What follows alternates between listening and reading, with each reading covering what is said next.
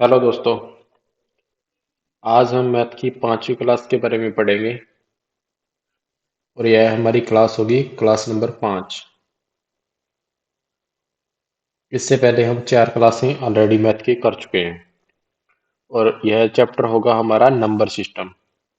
Number system की already हमने एक पहले वीडियो कर चुके हैं और यह होगी हमारी नंबर सिस्टम की पार्ट 2 यानी कि 2 नंबर वीडियो।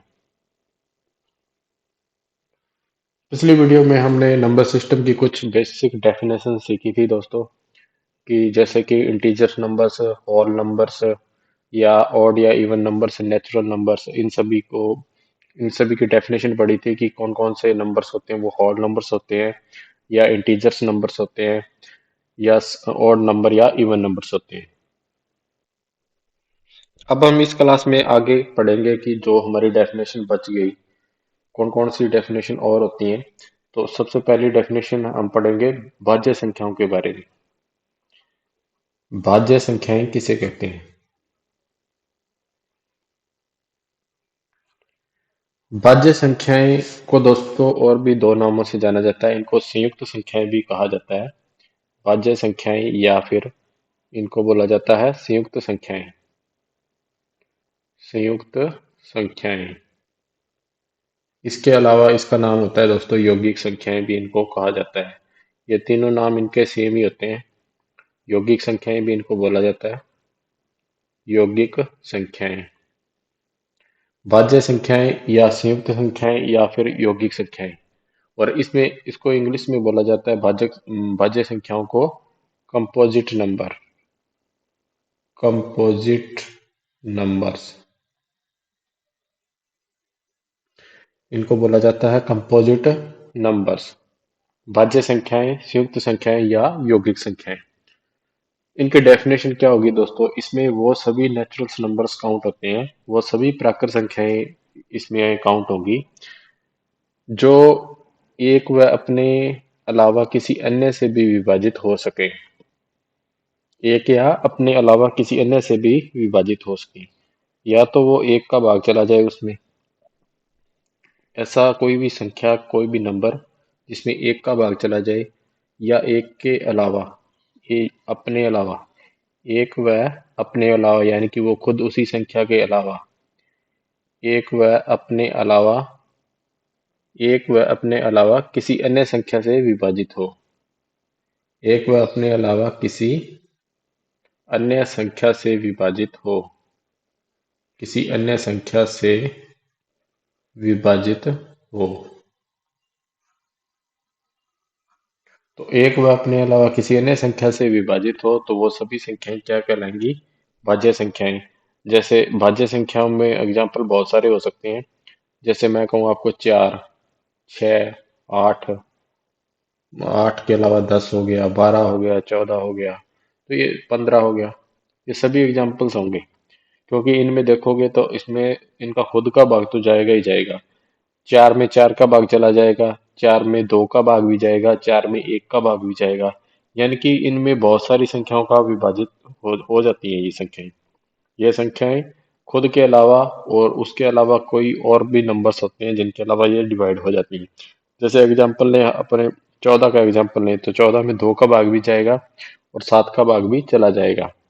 इस प्रकार से 14 में 14 का भाग भी जाएगा और 14 में 1 का भाग भी जाएगा। एक एक का भाग तो सभी में जाता है दोस्तों, सभी संख्याओं में। और उस संख्या में उस सेम संख्या का भी भाग चला जाता है। उसके अलावा अगर किसी अन्य संख्या से भी वह संख्या अगर विभाजित होती है तो वो हमारी भाज्य संख्याएं कहलाएंगी, संयुक्त संख्याएं, या फिर उनको हिंदी में यौगिक संख्याएं भी कहते हैं। और इंग्लिश में इसका नाम होता है कंपोजिट नंबर्स। कंपोजिट्स नंबर जो एक के अलावा अन्य किसी संख्या से भी विभाजित हो जाए, वे सारे नंबर क्या होंगे? कंपोजिट नंबर्स होंगे। इसके बाद में हम पढ़ेंगे दोस्तों प्राइम नंबर यानी कि अभाज्य संख्याएं। अब हम देखते हैं अभाज्य संख्याओं के बारे में। अभाज्य संख्याएं। अभाज्य संख्याओं का एक दूसरा नाम भी होता है दोस्तों। इसका नाम होता है, अभाज्य संख्याओं को हिंदी में कहा जाता है रूढ़ संख्या। रूढ़ संख्या, अभाज्य संख्या या रूढ़ संख्या। इसको इंग्लिश में बोला जाता है प्राइम नंबर। Prime numbers. तो अभाज्य संख्याएं या रूढ़ संख्याएं, या इनको इंग्लिश में बोला जाता है प्राइम नंबर्स, कौन कौन से प्राइम नंबर में इंक्लूड होते हैं? दोस्तों इसमें क्या होता है कि वे प्राकृत संख्याएं जो केवल जो केवल वे प्राकृत संख्याएं जो केवल समय से या एक से विभाजित हों, जो केवल, इसमें केवल शब्द यूज होगा दोस्तों। केवल एक, केवल समय से या एक से, इसको लिख सकते हैं केवल समय से या एक से विभाजित हों, एक से विभाजित हों, केवल समय से या एक से विभाजित हों, अन्य से नहीं, अन्य से नहीं, केवल समय से या एक से विभाजित हों, अन्य से नहीं। तो इसका मतलब ये सारी क्या हो जाएंगी? अभाज्य संख्याएं या रूढ़ संख्या हो जाएगी, इसको बोलेंगे प्राइम नंबर्स। भाज्य संख्याओं में क्या है, एक व अपने अलावा किसी अन्य संख्या से भी विभाजित हो, और इसमें अन्य संख्या से विभाजित नहीं होनी चाहिए। या तो वह नंबर एक से विभाजित हो, या वह खुद संख्या से ही विभाजित हो, उसके अलावा किसी अदर नंबर से अगर वह विभाजित नहीं है तो वह संख्या अभाज्य संख्या या रूढ़ संख्या कहलाएगी। तो इसमें एग्जाम्पल होंगे हमारे जैसे दो अभाज्य संख्या हो गई, तीन अभाज्य संख्या हो गई, पाँच, फिर पाँच के बाद में सात आएगा, सात के बाद में 11 आ जाएगा, 11 के बाद 13, फिर 17, फिर 19, फिर 23, फिर 29, फिर उसके बाद में 31, 31 के बाद 37, 41, 41 के बाद में 43, 43 और 47, इस प्रकार से आगे चलती जाएंगी। तो ये सारी क्या हो जाएंगी? अभाज्य संख्याएं हो जाएंगी। अगर आप देखोगे इन अभाज्य संख्याओं को तो ये सारी की सारी क्या है, सारी संख्याओं में या तो एक समय से विभाजित हो रही हैं, क्योंकि जो संख्या होती है वह खुद से तो विभाजित होती है, उसके अलावा वह एक से सभी संख्याएं विभाजित हो जाती हैं, उसके अलावा किसी अदर नंबर से विभाजित नहीं होगी। जैसे अगर आप देखोगे 12 को, तो 12 में तो 3 का भाग भी जाता है, 4 का भी जाएगा, 1 का भी जाएगा, 12 का भी जाएगा, तो बहुत सारी संख्याओं से विभाजित होगी। तो इसमें क्या है, समय से विभाजित हो जाएगी वो नंबर, और एक से भी विभाजित हो जाएगा, उसके अलावा किसी अदर नंबर से विभाजित नहीं होगा। और इसके अंदर सबसे खास बात एक और है, खास बात यह है कि दोस्तों इसके अंदर सभी संख्याएं आपको ज्यादातर विषम मिलेंगी, सिर्फ दो को छोड़कर। दो संख्या एक सम संख्या भी है और एक अभाज्य संख्या भी है। तो सबसे छोटी अगर आपसे पूछा जाए, अभी आगे लिखो आप नोट लगा के, सबसे छोटी,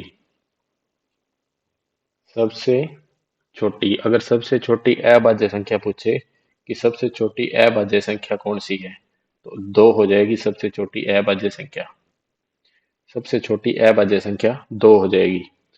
तो सबसे छोटी अभाज्य संख्या दो हो जाएगी, और दो एकमात्र एक ऐसी अभाज्य संख्या है जो सम संख्या भी है, यानी कि जो सम संख्या भी है। तो दो एकमात्र ऐसी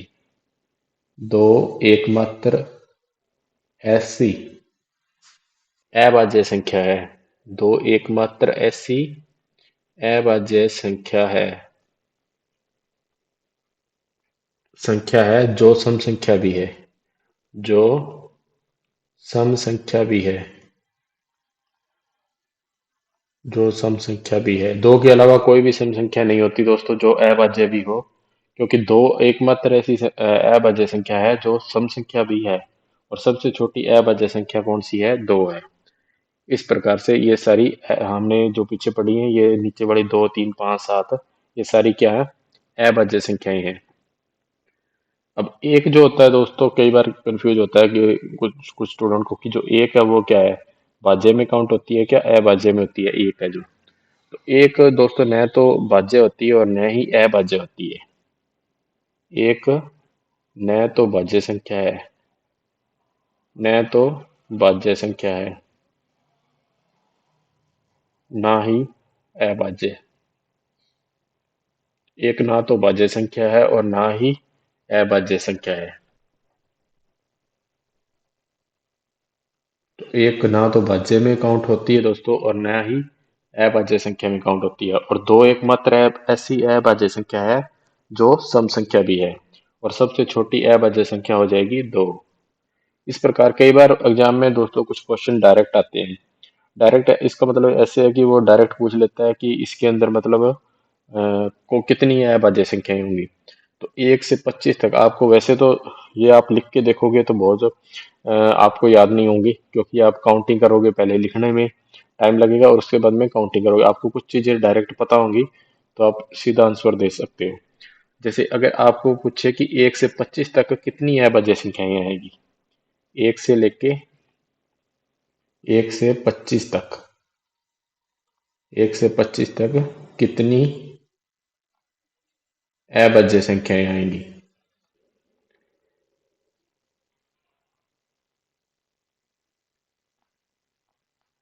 यानी कितने प्राइम नंबर होंगे, 1 से 25 तक कितनी अभाज्य संख्याएं हैं। तो दोस्तों 1 से लेके 25 तक कितनी अभाज्य संख्याएं होती है, 9। 1 से लेके 25 तक पूछे तो 9 हो जाएंगी। अगर आपको पूछे 1 से लेके 50 तक, 1 से लेके 50 तक पूछे कि 1 से लेके 50 तक कितनी अभाज्य संख्याएं होंगी, तो वो आ जाएगी 15। देखो 1 से 25 तक 9 होती हैं, इसमें काउंटिंग में आप काउंट कर सके देख सकते हैं। इसमें देखोगे आप 25 तक पहली अभाज्य संख्या हुई 2, फिर 3, 5, 7, 11, 13, 17, 19 और 23। ये 25 आगे 25 तक देखनी है, 25 से ज्यादा हो जाएंगी वो नहीं देखनी। तो 25 तक कितनी हो जाएंगी, 1, 2, 3, 4, 5, 6, 7, 8 और 9। टोटल कितनी संख्याएं हो जाएंगी, 9 संख्याएं। तो 1 से 25 तक कितनी अभाज्य संख्याएं हैं, तो 1 से 25 तक हमारे पास हो जाएंगी 9। अगर पूछे 1 से लेके 50 तक, तो 1 से 50 तक हो जाएंगी 15। इसके बाद दोस्तों आगे पूछिए आपसे 1 से लेके 75 तक। 1 से 75 तक कितनी अभाज्य संख्याएं होती हैं, वो होती हैं 21 हमारे पास। और 1 से लेके अगर 100 तक पूछे, 1 से लेके 100 तक कितनी अभाज्य संख्याएं होती हैं, तो 100 तक आएंगी हमारे पास 25। तो आप इन नंबर्स को याद रखना, 9, 15, 21 और 25। 25, 50, 75, 100। यानी कि अगर डायरेक्ट कई बार एग्जाम में पूछ लेता है कि 1 से लेके 25 तक की अभाज्य संख्याएं बताओ, तो 9 होती हैं। छोटी संख्याओं में तो हम बता सकते हैं दोस्तों, अगर 50 तक पूछे तब भी हम कहीं ना कहीं बता सकते हैं कि 9 होगी, 15 होगी। लेकिन जब पूछा जाता है कि 1 से लेके 100 तक कितनी अभाज्य संख्याएं होगी, तो आप उनको लिख नहीं सकते बार बार में कौन कौन सी अभाज्य संख्याएं होंगी या नहीं, क्योंकि उसमें बहुत ज्यादा, अगर आप लिख भी सकते हो तो फिर टाइम बहुत ज्यादा लगेगा। आपको ये चीजें डायरेक्ट पता होनी चाहिए। 100 के बाद में दोस्तों ज्यादातर पूछा जाता है 200 का, पूछ लिया जाता है कई बार। कई बार क्या होता है कि 1 से लेके 200 तक पूछ लेता है कि 1 से लेके 100 तक 25 है, तो 1 से लेके फिर 200 तक कितनी हो जाएंगी, तो 200 तक हो जाएंगी 46। यानी कि 46 अभाज्य संख्याएं आएंगी। इसके बाद में आप 500 का ज्यादातर पूछता है। वैसे तो इसके अंदर और भी संख्याएं बहुत सारी हो जाती हैं, लेकिन 500 का ज्यादा इंपॉर्टेंट है। 200 हुआ, फिर 500 हो गया, तो 500 का 95 हो जाएगा। और 1 से लेके 1000 तक भी कई बार एग्जाम में पूछा है कि 1 से लेके 1000 तक कितनी अभाज्य संख्याएं आती है, तो ये भी काफी इंपॉर्टेंट है। 168 अभाज्य संख्याएं आती हैं, 168। तो ज्यादातर आप इनको थोड़ा याद रखना। 1 से लेके 25 तक 9 होती हैं, 1 से 50 तक 15 होती हैं, 1 से 75 तक 21 होती हैं, 1 से लेके 100 तक 25 आती हैं, और 1 से लेके 200 तक 46 अभाज्य संख्याएं होती हैं, 1 से लेके 500 तक 95 अभाज्य संख्याएं होती हैं, और 1 से लेके 1000 तक 168 अभाज्य संख्याएं होती हैं। इनके अलावा दोस्तों आप 2 पॉइंट और इम्पोर्टेंट है, वो भी आप याद रखना। कई बार एग्जाम में पूछा जाता है 3 अंकों वाली, 3 अंकों वाली, 3 अंकों वाली सबसे छोटी अभाज्य संख्या, 3 अंकों वाली सबसे छोटी अभाज्य संख्या, सबसे छोटी अभाज्य संख्या। तो 3 अंकों की जो सबसे छोटी अभाज्य संख्या होती है वह होती है 101, 101। और अगर इसी क्वेश्चन के अंदर ऐसे पूछ ले कि सबसे बड़ी, तो सबसे बड़ी जो होगी 3 अंकों वाली सबसे छोटी तो होती है 101, और सबसे बड़ी अभाज्य संख्या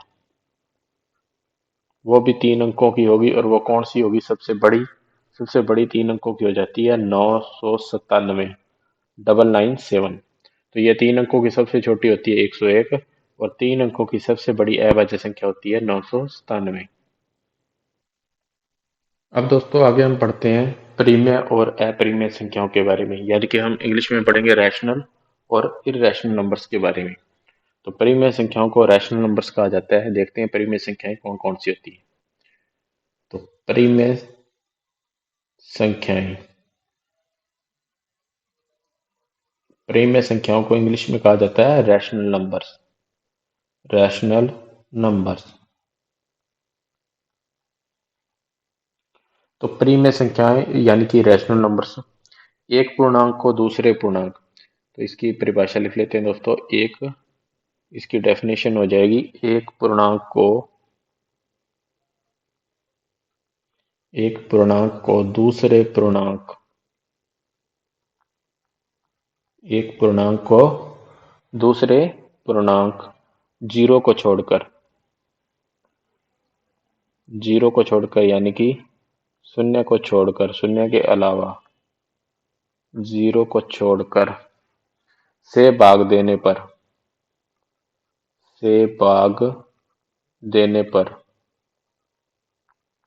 से भाग देने पर जो लघुत्तम प्राप्त हो, जो लघुत्तम प्राप्त हो, उसे परिमेय संख्या कहते हैं, उन्हें परिमेय संख्या कहते हैं।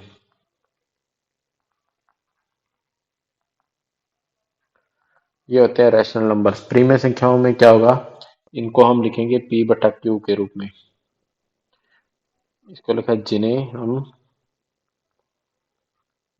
हम p बटा q के रूप में लिख सकें,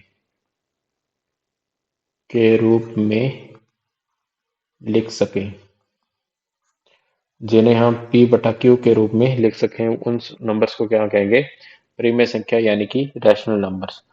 तो यहाँ पे क्या होगा, q होगा जो हमारा, वह नॉट इक्वल टू जीरो होगा, यानी कि q कभी भी जीरो नहीं होगा।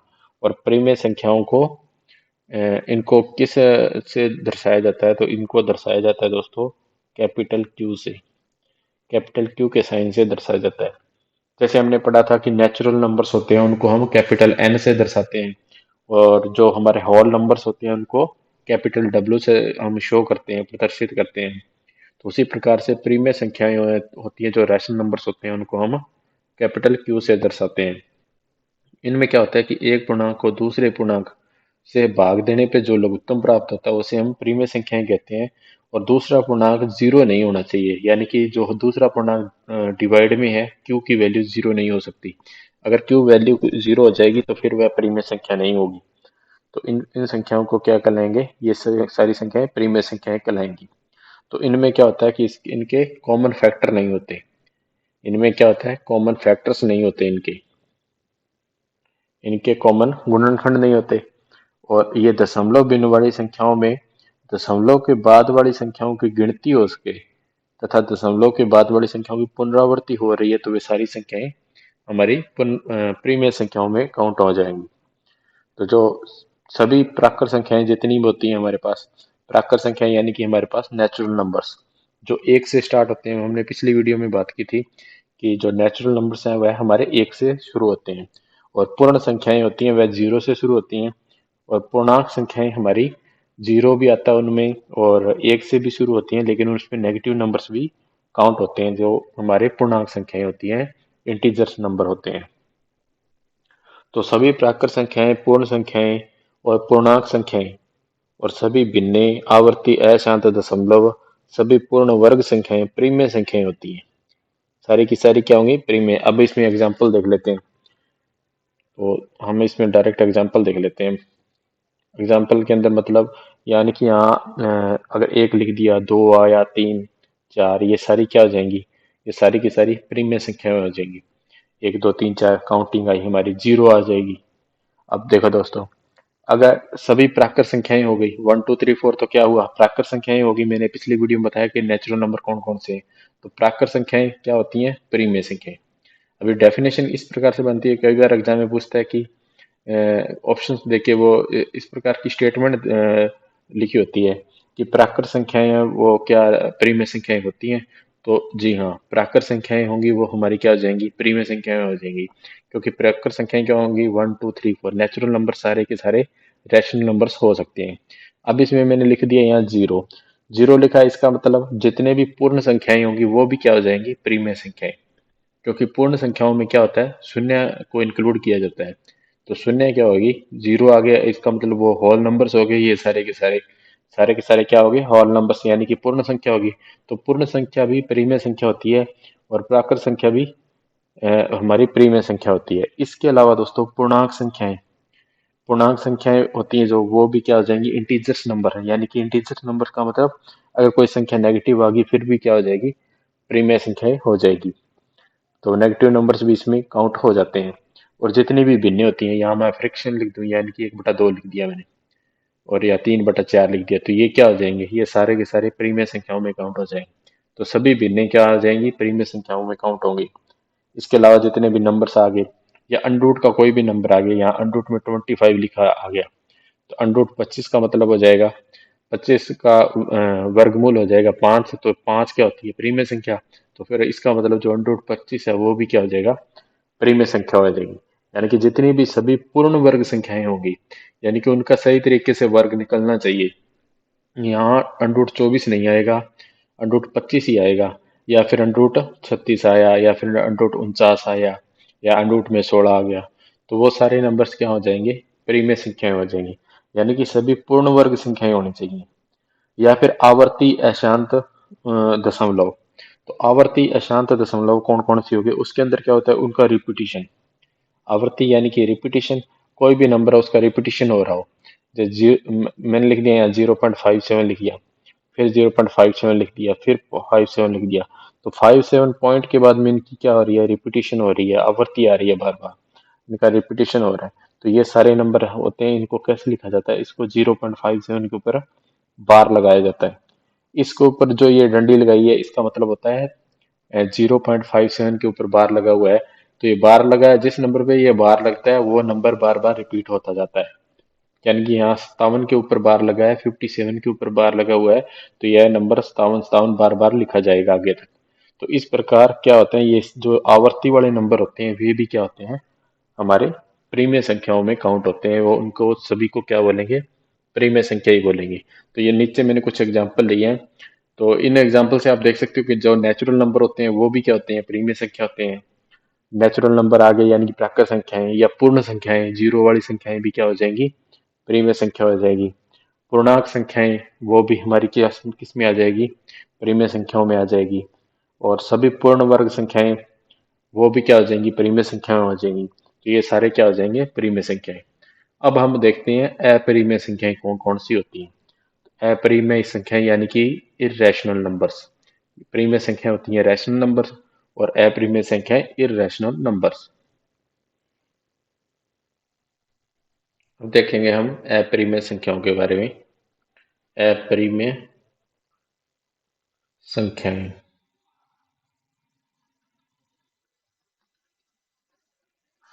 तो जो अपरिमेय संख्याएं होती हैं उनको लिखा जाता है irrational numbers. IRRATIONAL, irrational numbers. अपरिमेय संख्याएं कौन कौन सी होती हैं, ऐसी संख्याएं, इसमें इसकी जो डेफिनेशन होगी वो इस प्रकार से लिखी जाएगी। ऐसी संख्याएं जिनको P/Q के रूप में नहीं लिख सकें। ऐसी संख्याएं जिनको P/Q के रूप में नहीं लिख सकें। जिनको P/Q के रूप में नहीं लिख सकें वो सारी की सारी अपरिमेय संख्याएं हो जाएंगी। अर्थात इनको भिन्न के रूप में ना लिखा जा सके, मतलब P/Q का रूप मतलब ये फ्रैक्शन का रूप, यानी कि इनको हम भिन्न के रूप में नहीं लिख सकते। जिन संख्याओं को हम भिन्न के रूप में नहीं लिख सकते वो सारी की सारी क्या हो जाएंगी, अपरिमेय संख्याएं हो जाएंगी। और जो परिमेय संख्या होती है उसको हम भिन्न के रूप में हम लिख सकते हैं। तो अपरिमेय संख्याओं में जिसमें कोई निश्चित अंत नहीं होता, इनमें कोई जिनका जिन संख्याओं का कोई निश्चित अंत नहीं है तो वे सारी की सारी हमारी क्या हो जाएंगी, अपरिमेय संख्याएं हो जाएंगी। जैसे अंत नहीं है तो पाई का कोई अनंत नहीं है, तो पाई क्या होती है हमारी, पाई यानी कि पाई की वैल्यू होती है 22/7। तो पाई हमारी क्या हो जाएगी, पाई एक क्या हो जाएगी, अपरिमेय संख्या हो जाएगी। यानी कि जब आप 22 22 में 7 का भाग दोगे तो उसकी कोई लिमिट नहीं है, अनंत तक चलता रहता है। तो पाई एक अप्रिय संख्या है। पाई के अलावा जो अपने ई होता है, लॉग वाला ई होता है, तो उसका भी कोई वैल्यू नहीं होती है। ई हुआ, पाई हुआ, ये सारे क्या हो जाएंगे, अप्रिमेय संख्याओं में काउंट हो जाएंगे। तो अप्रिमेय संख्याएं होती हैं जैसे रैशनल नंबर्स होते हैं, इनको हम क्यू से दर्शाते हैं, इनको हम क्यू से डिनोट करते हैं, क्यू से दर्शाते हैं। तो उसी प्रकार से अप्रिमेय संख्याओं को हम एस से दर्शाते हैं। इनका जो दर्शाया जाता है इनको, तो इनको एस से दर्शाया जाता है। तो इसके अंदर क्या होता है कि सभी अपूर्ण वर्ग संख्याएं जिनमें करणियां लगी होती हैं, करनी, आगे चल के जब हम चैप्टर करेंगे करनी का, घात का, तांग का, तो उसमें हम बताएंगे कि करनी क्या होती है। जो ऊपर अंडरूट लगा होता है ना, उसको करनी बोला जाता है हिंदी में। तो वो सारी क्या, जितनी भी अपूर्ण वर्ग संख्याएं होती हैं, अब अपूर्ण वर्ग संख्याएं कौन कौन सी होंगी, उसके अंदर मान लो अपूर्ण के अंदर आ गया, जैसे अंडरूट मैंने यहाँ 23 लिख दिया, तो अब ये पूर्ण वर्ग संख्या तो है नहीं। अगर अंडरूट 25 होता फिर तो ये पूर्ण वर्ग संख्या होता, और पूर्ण वर्ग संख्याएं क्या होती हैं, परिमेय संख्याएं होती हैं। जैसे अंडरूट 25 क्या हो जाएगा, परिमेय संख्या में आ जाएगा। अंडरूट 36 होता फिर भी परिमेय, यानी कि जिसका पूरा पूरा वर्ग निकाला जा सकते हैं, वो सारी की सारी परिमेय संख्याएं होती हैं। लेकिन इसके अंदर उल्टा होता है काम, इसमें क्या होता है कि इसके अंदर अंडरूट के अंदर ऐसी संख्या आएगी जिसका पूरा पूरा वर्ग नहीं निकाला जा सकता, तो वे सारी संख्याएं अप्रिमेय संख्याएं कहलाएंगी।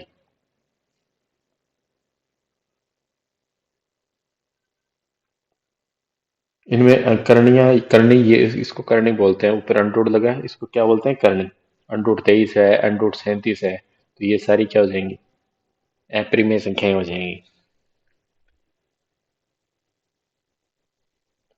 दो परिमेय संख्याओं का जो गुणनफल होता है ना, या उनका योग, दो परिमेय संख्याओं का गुणनफल या योग हमेशा परिमेय संख्या होता है। ये कुछ डेफिनेशन होती हैं, ये कई बार एग्जाम में आ जाती है। जैसे मैं आपको दोनों डेफिनेशन, दो लाइन लिखा देता हूँ, ये कई बार एग्जाम में पूछी जाती है। तो दो जो परिमेय संख्याएं होंगी, ये तो अपरिमेय संख्याएं हैं, हम परिमेय संख्या की बात कर रहे हैं जो हमने पीछे पढ़ी है। ये परिमेय संख्याएं, दो परिमेय संख्याएं,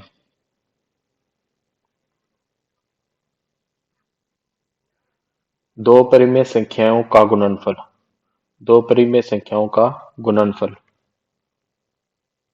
दो परिमेय संख्याओं का या तो गुणनफल हो या फिर क्या हो, योग, यानी कि उनका जोड़, सम, दोनों का मल्टीप्लिकेशन या फिर दोनों का एडिशन। दो परिमेय संख्याओं का गुणनफल या योग, गुणनफल करो या उनका योग करो तो हमेशा क्या आएगा, एक परिमेय संख्या आएगी आपके पास, हमेशा एक परिमेय संख्या प्राप्त होगी, हमेशा एक परिमेय संख्या प्राप्त होगी।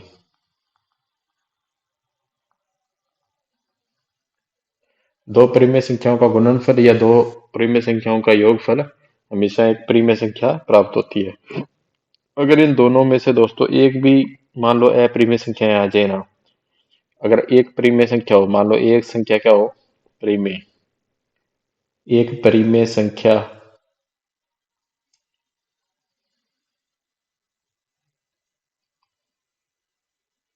एक परिमेय संख्या तथा एक अपरिमेय संख्या, तथा एक अपरिमेय संख्या, अपरिमेय संख्या। अब एक तो आई परिमेय संख्या और दूसरी आई अपरिमेय संख्या, का गुणनफल, का गुणनफल, एक परिमेय संख्या तथा एक अपरिमेय संख्या का गुणनफल या योग, गुणनफल या योग, गुणनफल करो या इनका योग करो तो हमेशा आपको क्या मिलेगा, एक अपरिमेय संख्या मिलेगी, हमेशा एक अपरिमेय संख्या प्राप्त होती है, एक अपरिमेय संख्या प्राप्त होती है। वैसे दोनों ये लाइंस थोड़ा ध्यान से पढ़ना। देखो अगर दोनों परिमेय संख्याएं होंगी तो फिर दोनों का चाहे गुणनफल करो चाहे या योगफल करो, हमेशा आपको प्रीमिय संख्या ही मिलने वाली है। अगर दोनों में से एक भी अप्रीमिय संख्या मिल गई, एक भी संख्या अगर दोनों में से क्या हुई, अप्रीमिय हुई, तो फिर क्या हो जाएगा, उनका गुणनफल या फिर उनका योगफल हमेशा अप्रीमिय संख्या ही आपको प्राप्त होगी। दोनों में से अगर एक भी अप्रीमिय संख्या हुई तो आपको अप्रीमिय संख्या ही प्राप्त होगी। चलिए दोस्तों, अब हम पढ़ते हैं आगे वास्तविक संख्याएं क्या कौन कौन सी होती हैं। वास्तविक संख्याएं यानी कि रियल नंबर। तो जितनी भी हमने पिछली क्लास में जो एक डायग्राम देखा था, उसके अंदर हमने जिन जिन संख्याओं के बारे में बात की थी, आज वो सभी संख्याएं देखते हैं। इसके अलावा वास्तविक संख्याएं भी होती हैं। तो वास्तविक संख्याएं यानी कि रियल नंबर्स कौन कौन से होते हैं। वास्तविक संख्याएं यानी कि इंग्लिश में बोला जाता है रियल नंबर्स। तो जो रियल नंबर्स होते हैं, वास्तविक संख्याएं होती हैं, वो इनका ग्रुप होता है। अभी हमने पीछे पढ़ा परिमेय संख्याओं के बारे में और अपरिमेय संख्याओं के बारे में। तो परिमेय संख्या और जो अपरिमेय संख्याएं होती हैं, इनका जो ग्रुप होता है उसको क्या कहते हैं, वास्तविक संख्या कहते हैं। तो इसकी डेफिनेशन हो जाएगी दोस्तों, परिमेय संख्याएं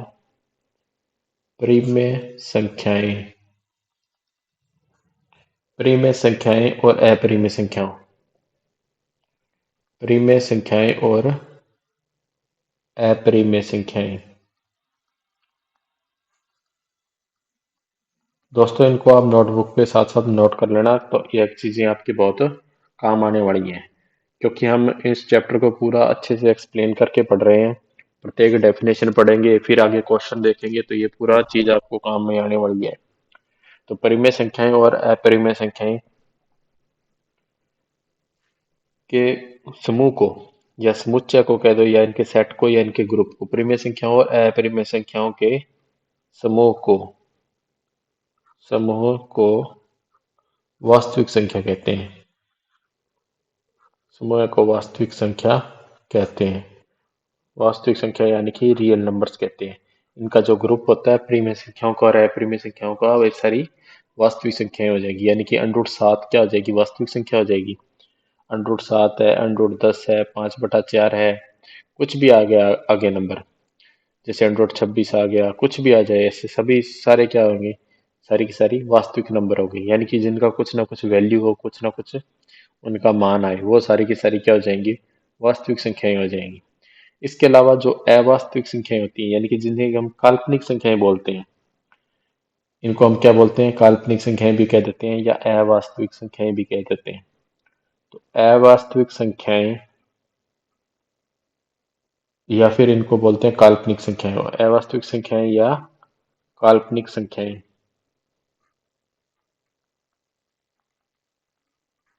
इसको बोलते हैं इमेजिनरी नंबर्स। इंग्लिश में बोला जाता है इमेजिनरी नंबर्स। Imaginary numbers. तो इमेजिनरी नंबर्स होते हैं वो कौन कौन से होंगे, जो संख्याएं वास्तविक नहीं होती वो क्या हो जाएंगी, अवास्तविक हो जाएंगी। डेफिनेशन तो इसकी सीधी हो जाएगी, परिभाषा, जो संख्याएं वास्तविक नहीं होती वह क्या हो जाएंगी, अवास्तविक संख्याएं हो जाएंगी। परंतु इसके अंदर एग्जाम्पल देख लेते हैं। एग्जाम्पल जैसे अंडर रूट के अंदर -3 लिखा गया, या अंडर रूट के अंदर -5 लिखा गया, तो ये सारी क्या हो जाएंगी, ये अवास्तविक संख्याएं क्या होंगी, ये सारी की सारी अवास्तविक संख्याएं कहलाएंगी। क्योंकि अब अंडर रूट के अंदर जो नेगेटिव संख्या होती है उसका हम वर्गमूल नहीं निकाल सकते। तो अंडर रूट के अंदर माइनस वाली संख्या का कभी भी वर्गमूल नहीं निकाला जा सकता, इसलिए ये सारी संख्याएं अवास्तविक संख्याएं यानी कि काल्पनिक संख्याएं हो जाएंगी। इनको बोलेंगे हम इमेजिनरी नंबर्स।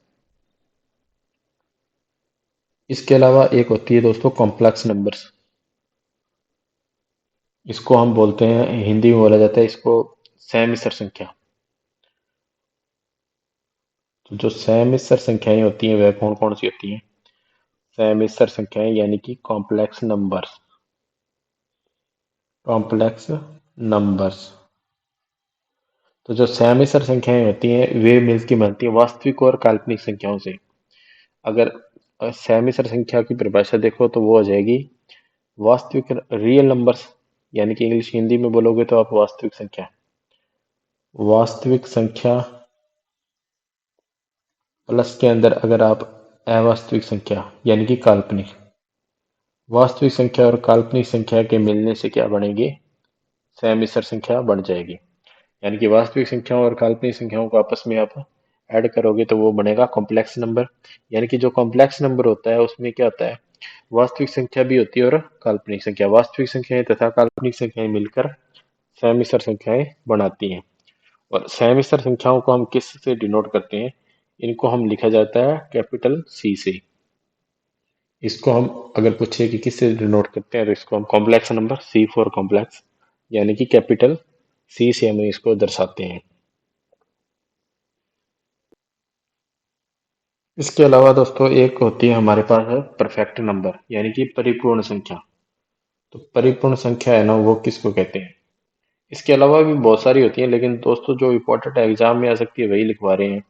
जो परिपूर्ण संख्या है ना, वो क्या, उसको हम इंग्लिश में बोलते हैं परफेक्ट नंबर।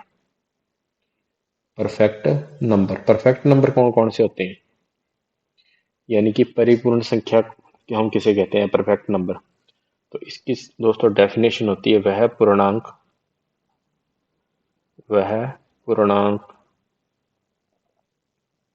जो अपने सभी गुणनखंडों के योग के बराबर हो। वह पूर्णांक अपने सभी जो अपने सभी गुणनखंडों के योग के बराबर हो। गुणनखंडों के योग के बराबर हो। वह पूर्णांक जो अपने सभी गुणनखंडों के योग के बराबर हो। तो जो अपने सभी गुणनखंडों के योग के बराबर हो उसे क्या बोलेंगे हम, परिपूर्ण संख्या, यानी कि परफेक्ट नंबर। वह कहलाएगा बराबर हो, उसे हम परिपूर्ण संख्या कहते हैं, यानी कि उसे हम क्या कहेंगे, परफेक्ट नंबर कहेंगे। और इसको संपूर्ण संख्या भी बोल देते हैं। कई बार इसमें परिपूर्ण संख्या की जगह हिंदी में लिखा जाता है संपूर्ण संख्या। संपूर्ण संख्या, तो संपूर्ण संख्या लिखा है फिर भी क्या होगा, परफेक्ट नंबर की बात हो रही है। पर परिपूर्ण संख्या या संपूर्ण संख्या, इसको परफेक्ट नंबर कौन कौन से होंगे। अब मान लो यहाँ कोई एग्जांपल लेते हैं 28 का। 28 हमारा क्या है, एक 28 जो संख्या है यह हमारी परफेक्ट नंबर है, यानी कि परिपूर्ण संख्या है। तो ये परिपूर्ण संख्या कैसे हुई, क्योंकि अगर आप इसके फैक्टर करोगे, फैक्टर यानी कि इसके गुणनखंड करोगे, तो इसमें गुणनखंड में कौन कौन से नंबर आ जाएंगे, 14। 14 का भाग चला जाता है 28 में, फिर 7 का भाग जाएगा, ठीक है, 14 हुआ, 7 हुआ। इसके अलावा इसका गुणनखंड हुआ 4, फिर गुणनखंड हुआ 2, 4 का भाग भी जाएगा, 2 का भी जाएगा और 1 का भी जाएगा। तो ये सारे क्या है, 14, 7, 14 हुआ, 7 हुआ, 4, 2, 1, सारे ये सारे के सारे 28 क्या हैं, गुणनखंड है, यानी कि इसके फैक्टर हैं। अगर दोस्तों इसके ये फैक्टर हैं तो अगर इनका हम क्या करेंगे, डेफिनेशन में हमने पढ़ा कि सभी गुणनखंडों के योग के बराबर हो, वह पूर्णांक योग के बराबर हो। तो इनका अगर हम योग करें, 14 में 7 को ऐड करें, फिर 4 को ऐड करें और फिर 2 को ऐड करें और फिर 1 को ऐड करते हैं, देखते हैं कितना आता है। 14 में 7 जोड़ोगे 21, 21 और 4 25, 25 में 2 जोड़ोगे 27 और 1 28। तो ये इनका जोड़ है, जो इनका जो टोटल है, सम है, वो कितना आ रहा है, 28 आ रहा है। अगर इनके गुणनखंडों का योग 28 आ रहा है, ये 28 के क्या है, इक्वल है, बराबर है। इसका मतलब जो 28 है ये क्या है, एक परिपूर्ण संख्या है, यानी कि परफेक्ट नंबर्स है। चलिए दोस्तों, अब हम इस क्लास को यहीं समाप्त करते हैं। और ये थी हमारी क्लास नंबर 5। ये मैथ की 5 नंबर क्लास थी और इसमें हमने नंबर सिस्टम के चैप्टर का भाग 2 पढ़ा है। और आगे हम जो क्लास करेंगे वो होगी हमारी क्लास नंबर 6। इसके अंदर नंबर सिस्टम के आगे जो क्वेश्चन और होते हैं उनके बारे में पढ़ेंगे। अगर आपको ये क्लासें अच्छी लग रही हैं दोस्तों, आप इस वीडियो को लाइक कर सकते हैं। और अगर आप हमारे चैनल को पहली बार देख रहे हैं तो इसको सब्सक्राइब कीजिए। हम इसमें पूरी गणित करेंगे, जितनी भी गणित के अंदर और सारे चैप्टर्स बचते हैं दोस्तों, बहुत सारे चैप्टर होते हैं, वो सभी मैथ के सारे चैप्टर कंप्लीट करेंगे। और आप साथ साथ में आप नोट्स बनाते चलिए, ताकि आपको जब भी आप रिवाइज करो तो आपको कोई प्रॉब्लम ना हो। थैंक यू दोस्तों, मिलते हैं नेक्स्ट वीडियो में।